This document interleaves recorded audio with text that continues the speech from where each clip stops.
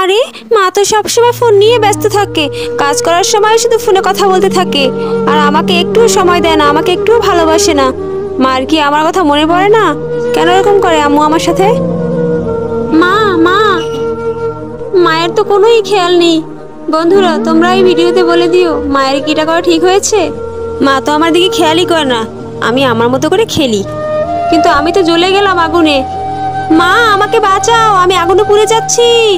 মা আমাকে বাঁচাও। আরে আমার ছেলে ওখানে আমাকে ডাকছে, কি হয়েছে দেখি তো। না এটা হতে পারে না, আমি কি করলাম? এটা আমার করা উচিত হয়নি, আমার ফোন নিয়ে ব্যস্ত থাকা উচিত হয়নি। এই ফোনের জন্য আজকে আমার ছেলের এই অবস্থা। হ্যালো, আমি কি শুনলাম আমার ছেলে নাকি আগুনে পড়ে গিয়েছে? তুমি আমার ছেলে খেয়াল রাখতে পারোনি, কত ভালোবেসেছিলাম আমার সন্তানকে আমি, তোমার জন্য আজকে এই অবস্থা। বন্ধুরা ভিডিওটা কেমন হয়েছে কমেন্টে জানিও, আর চ্যানেলটাকে সাবস্ক্রাইব করে দিও।